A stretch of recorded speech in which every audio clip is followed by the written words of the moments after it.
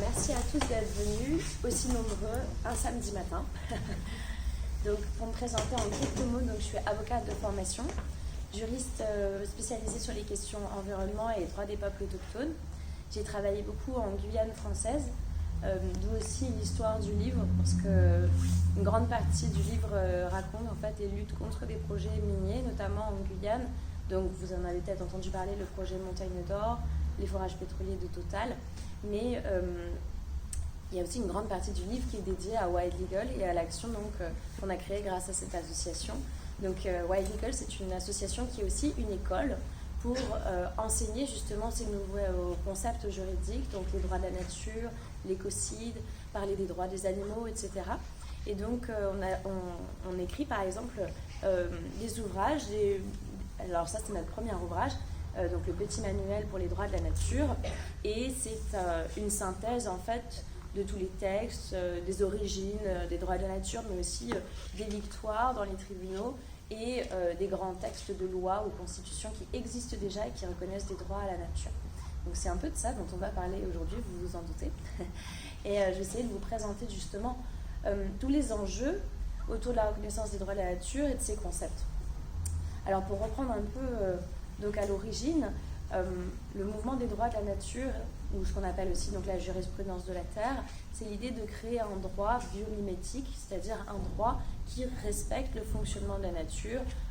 finalement tout simplement de la mécanique chimique, biologique, écosystémique de l'environnement. Et donc l'idée est de dire l'être humain a conçu aujourd'hui un droit de l'environnement qui n'est pas à la hauteur des problématiques environnementales que nous rencontrons aujourd'hui, la crise climatique, l'extinction de la biodiversité, l'ensemble de ces problématiques que nous rencontrons sont en fait le résultat tout simplement d'un droit aussi, d'un système qui n'est pas en phase avec le fonctionnement du vivant. Et donc notre objectif c'est de proposer un nouveau corpus de règles qui lui en revanche serait calqué donc, sur ce fonctionnement du vivant et qui donc nous permettrait tout simplement d'envisager une société pérenne et en harmonie justement avec ces équilibres naturels. Et donc l'idée est tout simplement de sortir de ce qu'on appelle donc cet anthropocentrisme, c'est-à-dire le fait d'avoir construit un droit par l'homme et pour l'homme, dédié en fait à subvenir aux besoins humains, mais prenant finalement peu en compte les besoins des écosystèmes pour eux-mêmes, et donc de créer une société donc, qu'on pourrait appeler bioperspectiviste, c'est-à-dire dans lesquelles, en fait, tout simplement, les perspectives multiples qui sont dans la nature, les droits des fleuves, les droits des montagnes, les droits des forêts, auraient-elles aussi la possibilité de s'exprimer et de trouver une place dans notre démocratie, ce qui n'est pas le cas actuellement. Donc, vous voyez, il y a une grande différence donc, entre cette construction où, finalement, l'homme est au sommet de la pyramide du vivant et une construction dans laquelle, une société dans laquelle aussi, l'homme retrouve sa place au sein de ce qu'on appelle donc cette communauté du vivant, et considère enfin dans son droit les interrelations qui le lient profondément avec ce qui l'entoure. Et donc un des premiers à théoriser ce mouvement pour les droits de la nature, c'est Christopher Stone dans son livre donc Les arbres doivent-ils pouvoir plaider.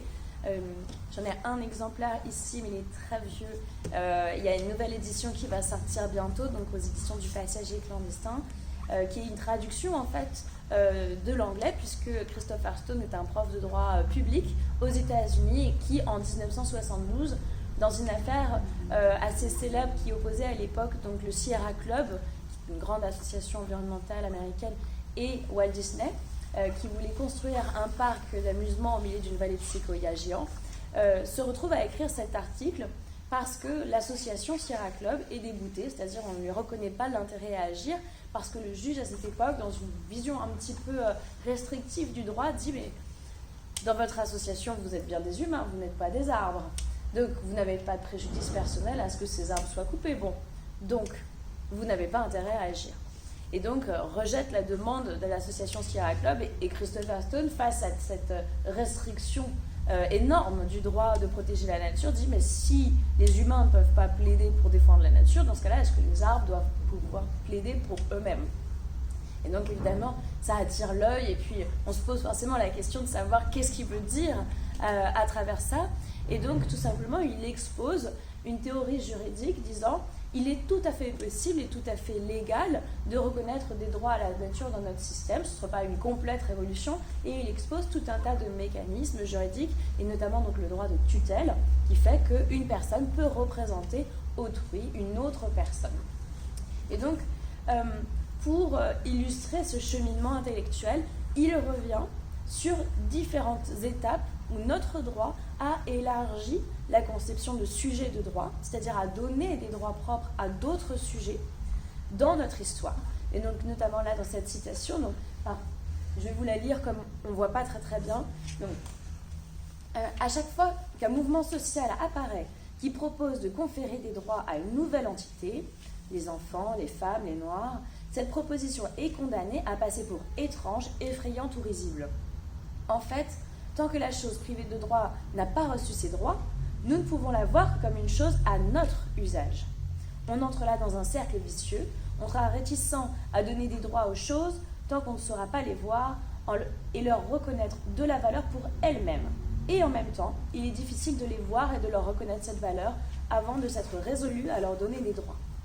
Donc il explique tout simplement le mécanisme peu aveugle dans lequel nous sommes actuellement, qui déforme finalement notre relation au monde, dans le sens où, parce que nous considérons que les forêts, les lacs, les rivières sont des objets, des ressources naturelles, etc., nous n'arrivons pas à conceptualiser le fait que non, il pourrait s'agir de sujets de droit à part entière dotés de droits fondamentaux. Et donc, pour casser un peu ce cercle vicieux, il donne plusieurs exemples qui lui permettent d'illustrer sa théorie. Et donc, pour ça, il revient donc ce que j'appelle moi cette extension progressive des frontières de notre société, c'est-à-dire qu'il explique, en revenant, donc il faut se placer aux États-Unis, à cette époque, donc dans les années 70, où il revient sur le droit occidental, qui pendant très longtemps a finalement privilégié les droits des hommes blancs, au détriment donc des peuples colonisés, donc des premiers peuples des Amériques notamment, qui pendant longtemps, et je suis sûre que vous connaissez la controverse de Valladolid, il y a eu des vraies controverses au sein de l'Église, notamment autour de la question, est-ce que ces personnes sur ces terres aux Amériques sont-elles des êtres humains, sont-elles des sujets de droit, ou est-ce que ce sont des animaux, des sauvages, etc. Donc ça a été une vraie controverse jusqu'à finalement que le droit reconnaisse un statut à ces êtres humains, à ces peuples premiers. Et puis, on a finalement aboli l'esclavage. L'abolition de l'esclavage, c'est rien de plus, rien de moins que aussi de reconnaître les Noirs comme des sujets de droit à part entière et non plus comme des choses, comme la propriété de leur maître. C'est-à-dire que la relation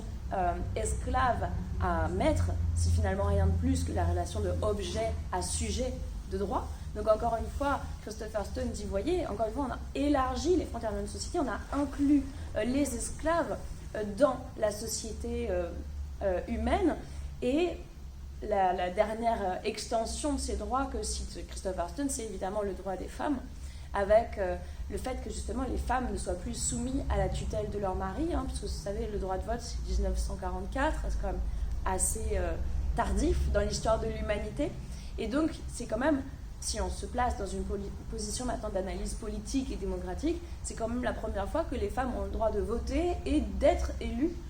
donc tout simplement de faire partie de la démocratie en France, et c'est pas rien.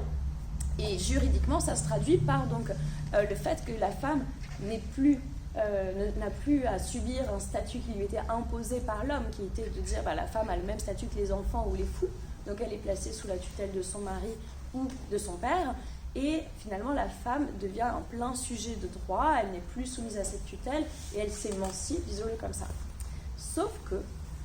pour le cas de la nature, contrairement aux peuples autochtones, aux esclaves et aux femmes, le problème, c'est évidemment qu'il reste la nécessité d'avoir un tuteur si on envisage de lui donner des droits. Parce que malgré tout, même si on reconnaît la nature sujet de droit, le problème est évidemment qu'il faut des représentants. Un arbre n'ira pas plaider justement en justice, c'est pas possible, on ne verra jamais un petit arbre comme ça devant les tribunaux, ou une rivière aller se plaindre devant un conseil municipal. Il lui faut un visage humain, comme le disent les Maoris, il lui faut un représentant légal. Et donc, c'était cette extension progressive des frontières de notre société que Christopher Stone remet en question en disant « il y a plein de fictions juridiques aujourd'hui qui existent », et il dit à l'époque, il y a 200 ans, par exemple, reconnaître des droits en une entreprise n'allait pas du tout de soi. le fait qu'une banque puisse avoir une personnalité morale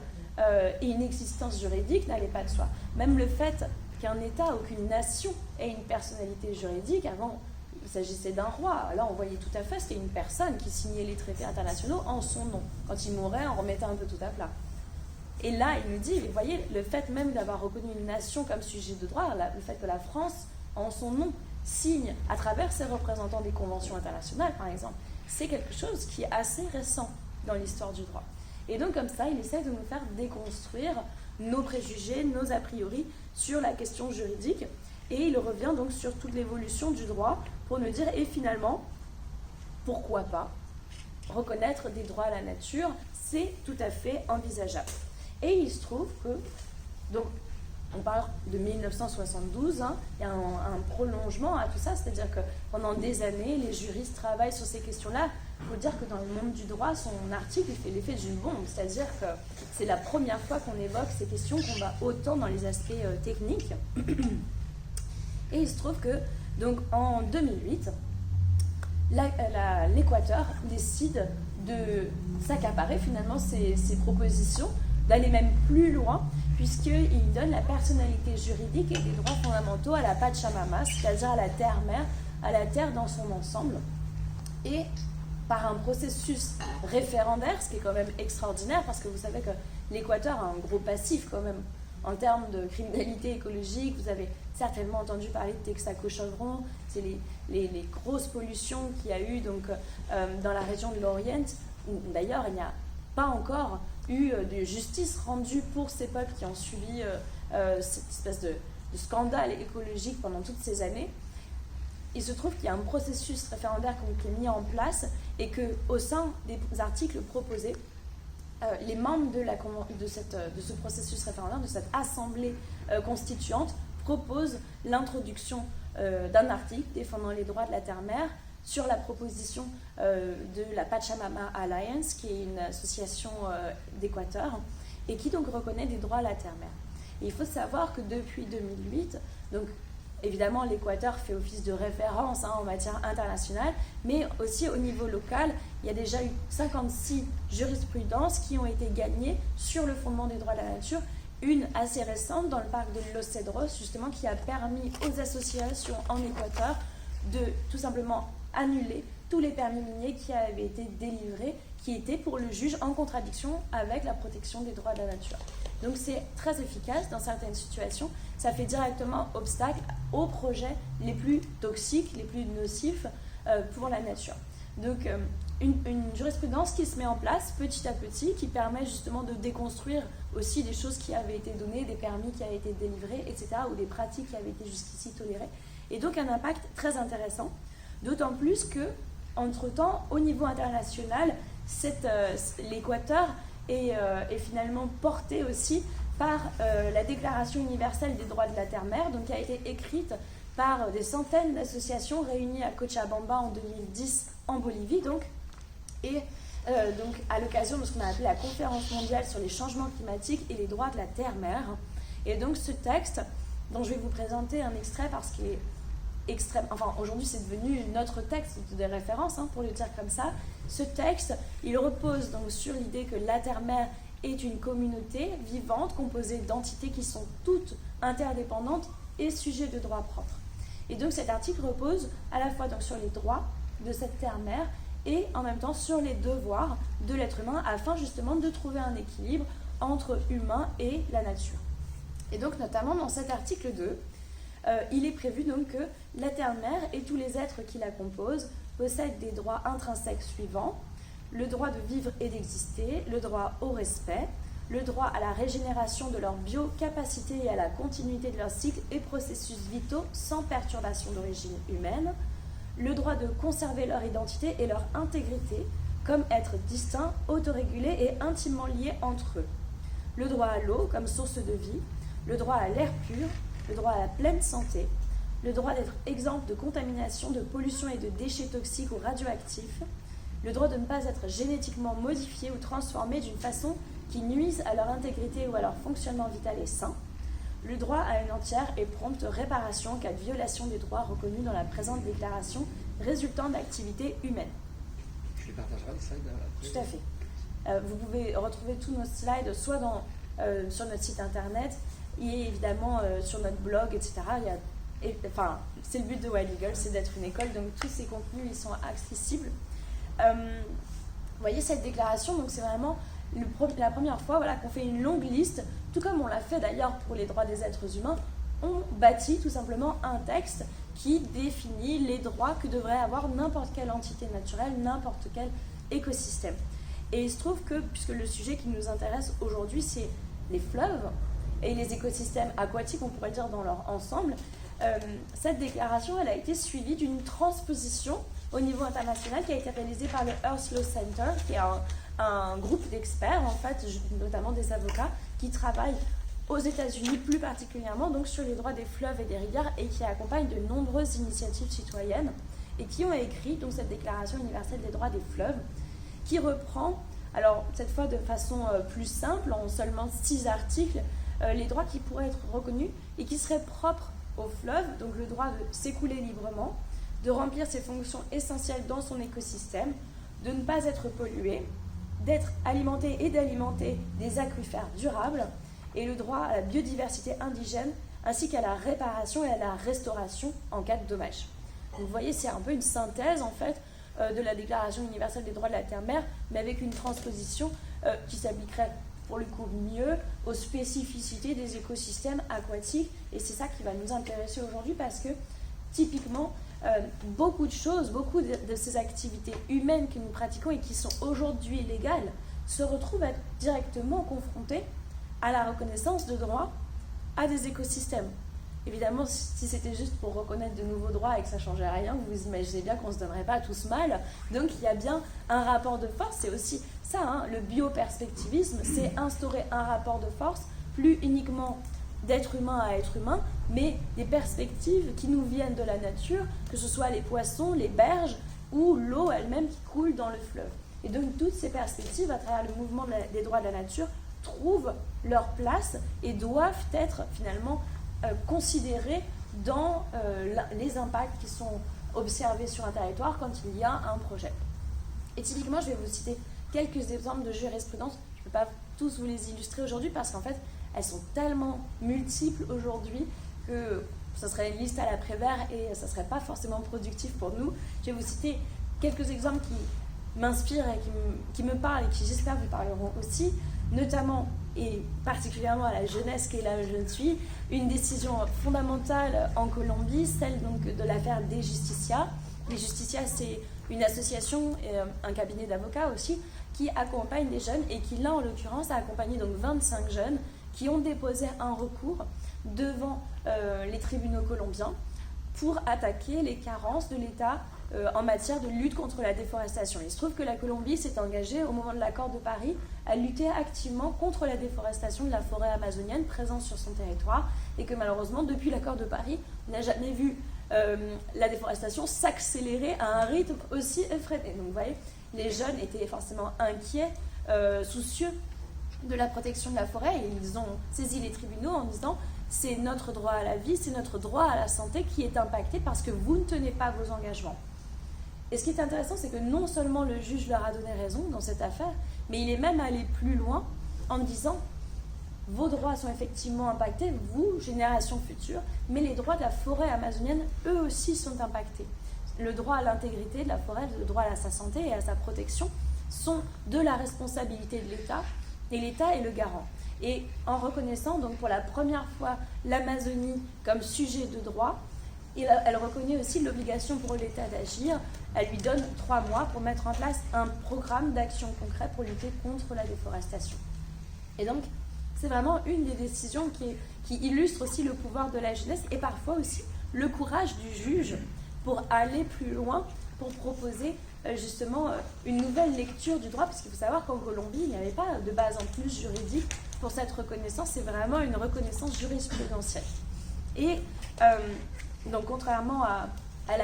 l'Équateur, où il y avait un texte, ou d'autres États aujourd'hui comme la Bolivie ou justement la Nouvelle-Zélande, là où il y a des textes de loi qui reconnaissent les droits à la nature, parfois il arrive que justement il y ait des décisions qui soient d'ordre jurisprudentiel dans les tribunaux, mais parfois aussi de la création de droits qui vient à un échelon auquel on ne s'attendrait pas forcément et qui pour autant est très intéressant. Il s'agit par exemple donc du Costa Rica, où en 2020, le maire de la ville de Curridabat, qui est une petite ville pas très loin de la capitale, a reconnu la citoyenneté aux pollinisateurs, aux arbres, aux plantes indigènes, donc tous les membres de ces écosystèmes qui vivent dans la ville avec les êtres humains. Donc les abeilles, les papillons, les chauves-souris sont reconnus comme citoyens à part entière et titulaires de droits propres, c'est-à-dire que partant du constat que ces espèces sont présentes dans nos villes, il dit tout simplement qu'à ses yeux, il n'y a pas de logique de séparer humains et êtres humains. D'un côté, les bénéficiaires de services publics, et puis finalement, de l'autre côté, les citoyens de seconde zone, voire même persona non grata, parfois, et on a ce cas à Paris avec la question des nuisibles, des rats, etc. Donc lui, il dit, il faut associer dans nos villes notre réflexion à nous en tant qu'urbanistes, en tant que planificateurs. Il faut que, donc, dans les plans locaux d'urbanisme, dans la conception de nos villes, on introduise aussi,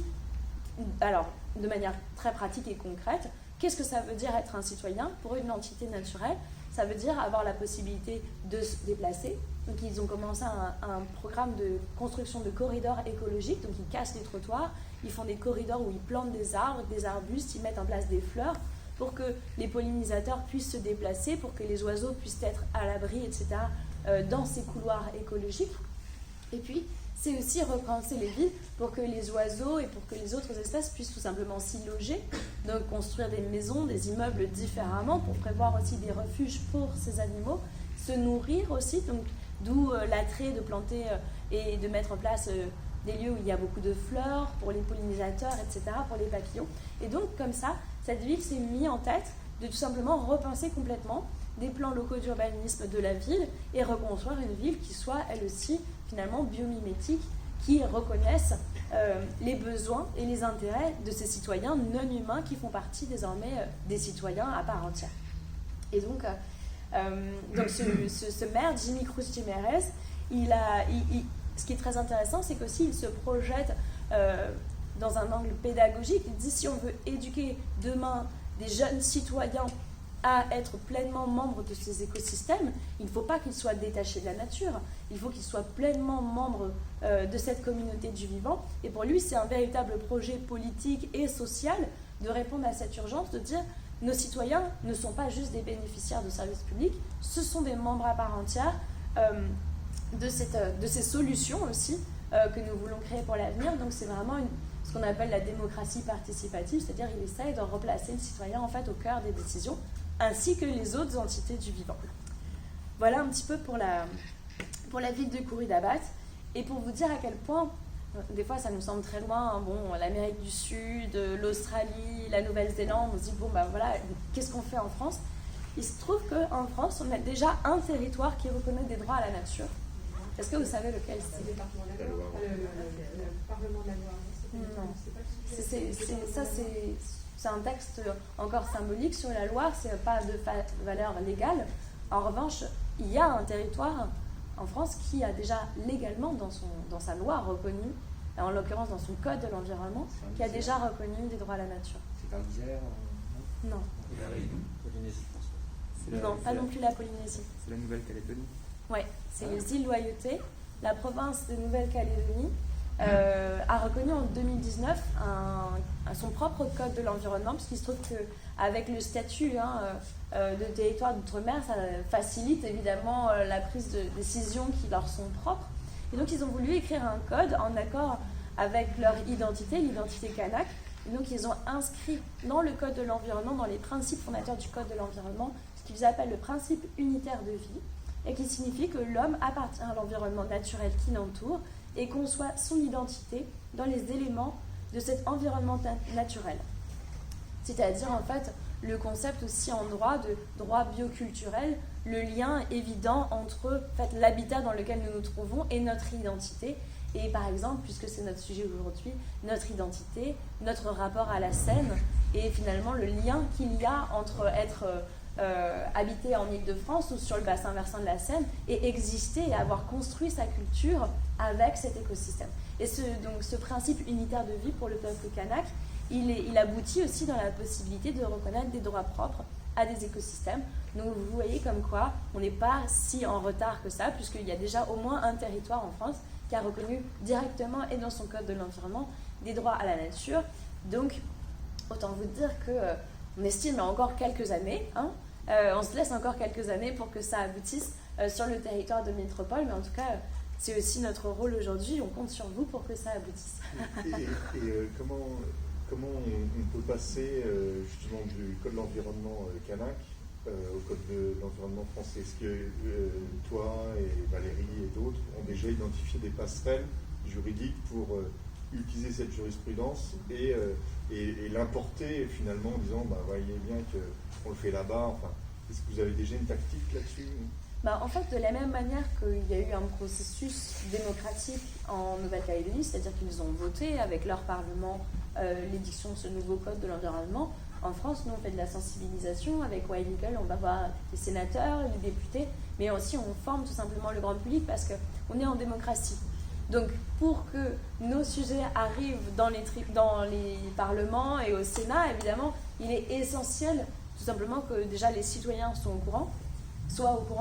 et que les citoyens fassent remonter cette volonté auprès de leurs représentants. Pour nous, c'est notre meilleure stratégie, c'est-à-dire il faut que les citoyens soient convaincus de l'intérêt et des enjeux que représentent les droits de la nature pour qu'ils s'en saisissent et fassent remonter cette demande auprès de leurs représentants. Et nous, notre but, c'est évidemment d'expliquer très concrètement les enjeux et les conséquences de la reconnaissance des droits de la nature sur nos territoires. Et il y a énormément d'initiatives en France, puisque donc, vous l'avez cité tout à l'heure, il y a le Parlement de Loire, il y a l'Assemblée populaire du Rhône. Avec Wild Eagle, on travaille à la reconnaissance des droits du fleuve Maroni en Guyane française, donc qui est le fleuve frontière avec le Suriname. Et il y a énormément d'initiatives à tel point qu'on a dû créer l'année dernière ce qu'on a appelé le réseau francophone des initiatives pour les droits de la nature et qui rassemble aussi des initiatives suisses et belges et qui, j'espère, bientôt rassemblera énormément d'autres initiatives par le monde. Donc pour vous dire à quel point ce mouvement prend en France, on n'est pas du tout en retard, il y a une vraie sympathie, il y a une vraie sensibilité dans les territoires pour ces sujets-là. Pourquoi aussi? C'est parce que le mouvement des droits de la nature, c'est pas un mouvement qui est un mouvement de technocrates, c'est pas un mouvement de juristes. Alors, je suis mal placée pour dire ça malheureusement, mais en l'occurrence, dans les territoires où on voit les droits de la nature se mettre en place, ce sont souvent des territoires en lutte, c'est-à-dire que c'est un outil à la disposition des citoyens pour faire face à des situations très concrètes, où soit par exemple, on a un projet qui tente de s'imposer sur le territoire. Je prends par exemple le cas de Montagne d'Or, des mines d'or en Guyane, et on a une résistance qui s'installe, une réflexion de la part des citoyens en disant mais comment se fait-il que notre droit actuel soit incapable de faire face à ce genre de projet, alors même que nous, citoyens, nous n'en voulons pas, et en plus il est incohérent d'un point de vue de nos objectifs écologiques. Et malheureusement, souvent, le droit n'a pas encore justement été suffisamment transformé pour nous permettre de faire face, c'est-à-dire qu'il est encore trop tolérant. Il est encore trop mou par rapport à l'appétit de ces multinationales ou aux enjeux financiers qui sont portés justement par des grosses entreprises. Et donc, on se retrouve avec un droit qui n'arrive pas à faire face à l'implantation de ces projets. Ou, dans d'autres situations, pour le coup, il y a eu déjà des destructions de l'environnement et les citoyens, face à cette injustice, mais aussi face au fait de n'avoir pas pu obtenir une réparation qu'ils considèrent comme suffisante, se saisissent des droits de la nature pour, par exemple, comme nous le faisons, organiser des procès simulés, organiser des tribunaux qui permettent de mettre en lumière ce à quoi pourraient servir justement les droits de la nature, c'est-à-dire être vraiment un outil au service de la réparation des écosystèmes lorsqu'il y a eu un dommage, lorsqu'il y a eu un préjudice et que parfois on n'arrive pas à obtenir avec le droit actuel. Donc vous voyez, c'est vraiment, en fait finalement pour résumer, c'est un outil de citoyen qui dit les lois actuelles écrites par et pour des humains entièrement anthropocentrés, d'une part, elles ne protègent pas la nature, mais du coup, elles ne nous protègent pas nous-mêmes. Et donc, nous désolidarisons d'une certaine façon de ce droit de l'environnement, de ce code minier, de toutes ces lois qui ne nous protègent pas, et nous érigeons les lois de la nature comme référence, notre référence, parce qu'elle fait du sens au regard de notre projet politique, au regard de nos valeurs, etc., etc.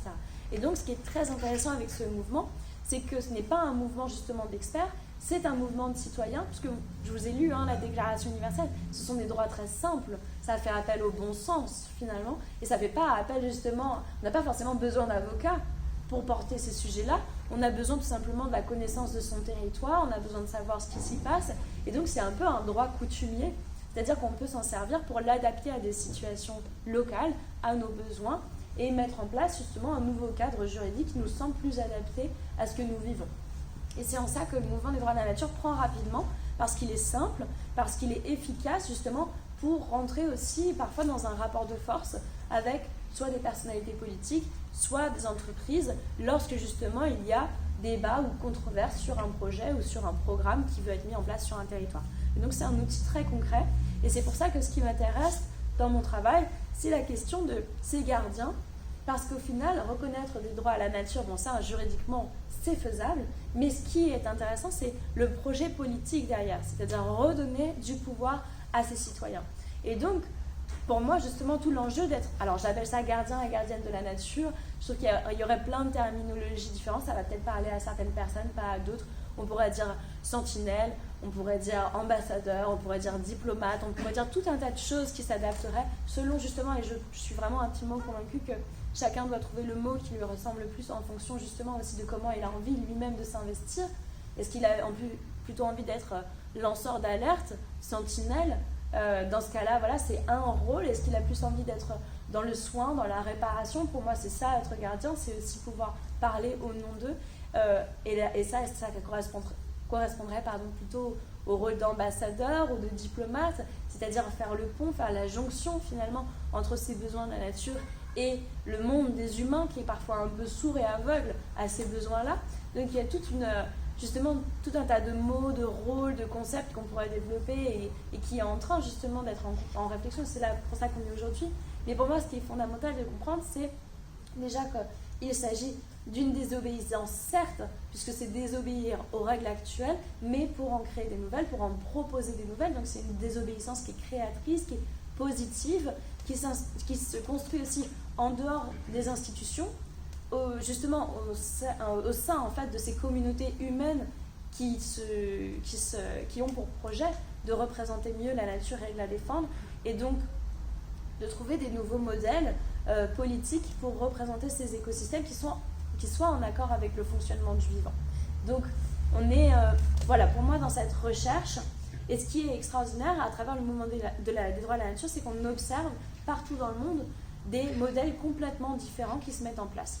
Je ne vais pas vous les citer tous, mais je vais vous en citer quelques-uns. Un qui me plaît beaucoup et dont on s'est largement inspiré avec Wild Eagle pour travailler sur le fleuve Maroni, c'est celui du fleuve Atrato, qui est un fleuve en Colombie qui est, comme en Guyane, fortement impacté par les activités minières et notamment la recherche d'or, et qui donc a fait face à une pollution au mercure critique à tel point que les populations locales n'avaient plus de quoi s'alimenter, et donc on était rentré dans un cercle vicieux où finalement, n'ayant plus de poissons, elles sont forcées d'aller à la mine pour acheter de la nourriture par la suite avec l'argent qu'elles en tirent. Et donc, pour mettre fin un peu à ce cercle vicieux, des représentants des villages ont saisi la justice et ont obtenu en 2016 une décision historique qui reconnaît les droits du fleuve Atrato et la violation des droits des peuples impactés par les activités minières. Et donc le juge ordonne la création à l'époque d'un conseil des gardiens du fleuve Atrato pour justement émettre des propositions à la fois sur le plan économique, agricole, des propositions en matière de politique sanitaire, etc. Et donc aujourd'hui, ils sont 14 représentants, ils se désignent au sein des villages et ils font un gros travail justement au sein de ces différents villages et de ces communautés pour sensibiliser, pour sortir de ce cycle vicieux de leur paillage illégal, c'est-à-dire qu'à la fois ils discutent avec les personnes qui pratiquent cette activité, en même temps ils proposent de mettre en place justement des projets agricoles pour subvenir aux besoins des personnes qui sont aujourd'hui tributaires malheureusement soit de cette activité minière, soit d'une dépendance extérieure. Donc il est logique aujourd'hui on leur propose des solutions alternatives. Et donc, ce qui est très intéressant de voir, et avec l'association Wild Eagle, on a eu l'occasion d'organiser une rencontre avec eux, c'est que ce sont des personnes qui se sont tout simplement saisies de cette question et qui ont commencé à réfléchir, à parler avec leur communauté, à recréer du lien, là où finalement il n'y en avait plus. Et c'est ça qui est extrêmement inspirant,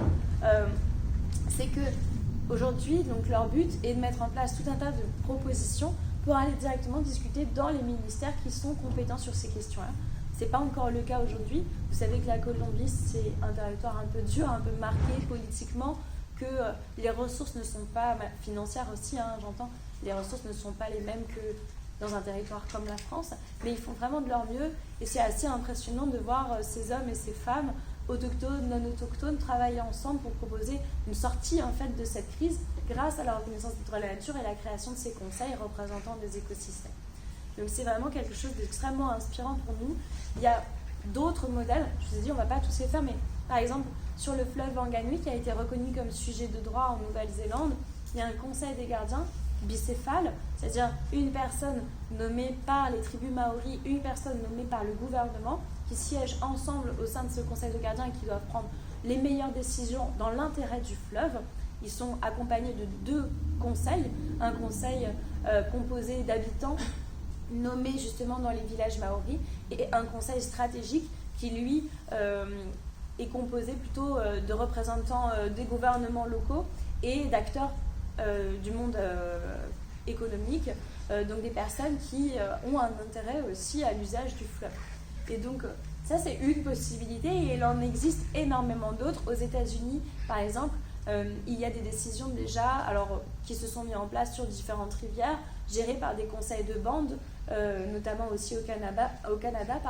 il y a énormément de possibilités juridiques différentes. Je dirais même qu'en fait il existe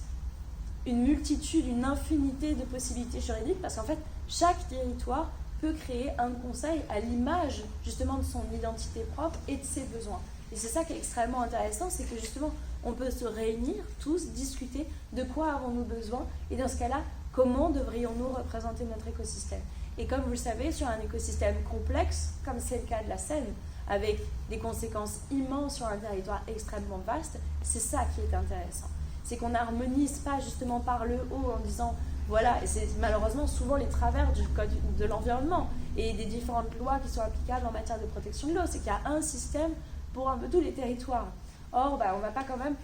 dire que c'est la même chose, le fleuve Maroni en Guyane française et le bassin de la Seine. Il y a des identités différentes, il y a des cultures différentes, il y a des besoins différents. Et donc ce qui est extrêmement intéressant avec cet outil, je vous disais, c'est vraiment d'imaginer ce qui nous scie le mieux pour représenter les intérêts de la nature. Et on a identifié avec l'association quelques compétences, parce que c'est ça au final qui est intéressant, c'est quelles compétences devrait avoir ce conseil des gardiens, ou cette assemblée représentant le fleuve, ce parlement, etc. Quelles sont les compétences clés pour protéger un écosystème. Et donc en analysant comme ça les différentes représentations qui existent actuellement à travers les différents États, on a identifié 4 piliers importants qui ne sont pas reconnus pour le coup à tous les gardiens, mais on les a mis bout à bout. Évidemment, la défense et la représentation légale des écosystèmes, que ce soit devant les administrations ou devant les tribunaux, c'est-à-dire la capacité par exemple d'agir en justice pour défendre un écosystème qui aurait été pollué, qui aurait été détruit par une entreprise ou par une décision de l'État. C'est un projet de gouvernance pour cet écosystème, c'est-à-dire la possibilité de proposer des mesures concrètes, comme je vous le disais dans le cas de la Trato, de proposer des mesures en matière de restauration de l'écosystème, en matière de préservation, de lutte contre les pollutions, etc. Et donc tout ce qui touche à la gouvernance, c'est-à-dire comment en fait on planifie la protection de cet écosystème sur le long terme, ça il nous semble que c'est évidemment une compétence essentielle si on veut correctement représenter un écosystème. La capacité de conseil et de recommandation, c'est quelque chose qu'on retrouve beaucoup, c'est-à-dire par exemple dans le cas où l'État ou une collectivité voudrait, ou un industriel d'ailleurs, voudrait proposer une activité, un projet, etc., qu'il soit obligé ou tenu de saisir ce conseil du fleuve, ses représentants et ses gardiens, pour leur demander conseil, est-ce que cette activité est compatible avec les droits du fleuve ou non, si elle ne l'est pas, émettre des recommandations pour améliorer le projet, le programme, etc. Ça, c'est une des compétences qu'on retrouve aussi. Et finalement, dans les cas d'extrême urgence, déclarer un état de protection concernant cet écosystème, c'est-à-dire s'il y a une pollution ou si on soupçonne qu'une pollution, par exemple, est imminente ou qu'une destruction est imminente, tout simplement que ce conseil des gardiens puisse soit saisir l'administration, soit lui-même saisir la justice pour obtenir de se voir reconnaître des droits. C'est un raisonnement juridique que Christopher Stone évoquait déjà dans son livre et qui est très intéressante. Il le compare à la mise sous tutelle d'une entreprise lorsque celle-ci est dans un état de faillite imminent. Vous connaissez tous ce système, c'est-à-dire qu'on nomme quelqu'un qui représente temporairement une entreprise qui est placée sous sa tutelle, et c'est à lui de redresser finalement les comptes ou l'activité, que tout se passe à nouveau bien. Et bien de la même façon, Christopher Stone disait à l'époque, pourquoi cela ne serait pas possible finalement de nommer un tuteur ad hoc pour un écosystème lorsqu'une crise est imminente ou qu'elle est déjà intervenue pour gérer la crise par exemple, et ensuite évidemment reconfier cette compétence à une autre personne. Donc il y a vraiment toutes ces possibilités juridiques qui existent et ces 4 piliers qui nous a semblé vraiment essentiels au moins d'envisager dans nos réflexions ensuite sur la reconnaissance de conseils de gardiens ou d'une instance tout simplement en capacité de représenter un écosystème. J'ai parlé déjà extrêmement longtemps et je vous suis reconnaissante de m'avoir écouté. Si vous souhaitez donc en savoir plus, évidemment, on va passer aux questions. Vous avez le petit manuel des droits de la nature. Là, c'est l'ancienne édition. On a sorti une nouvelle édition qui est écrite en plus gros parce qu'on a eu des plaintes de la part de personnes qui disaient « mais c'est vraiment trop petit ». Et donc, on fait une nouvelle édition avec un beau design, etc., qui va nous être livré bientôt. Il est en précommande sur notre site internet. Dedans, vous retrouvez tous les textes, toutes les jurisprudences dont je vous ai parlé et d'autres jurisprudences. L'idée est pour nous en fait, de fournir toutes les clés à des personnes qui ne sont pas forcément des juristes. Il n'y a pas besoin d'être juriste pour le lire, c'est tout à fait accessible. Et l'idée, c'est que vraiment vous puissiez vous en servir, qu'on puisse s'en servir pour justement... tout simplement réfléchir autour de ces sujets-là et puis faire grandir cette mobilisation sur notre écosystème. Voilà, je vous remercie et on passe aux questions. Bravo.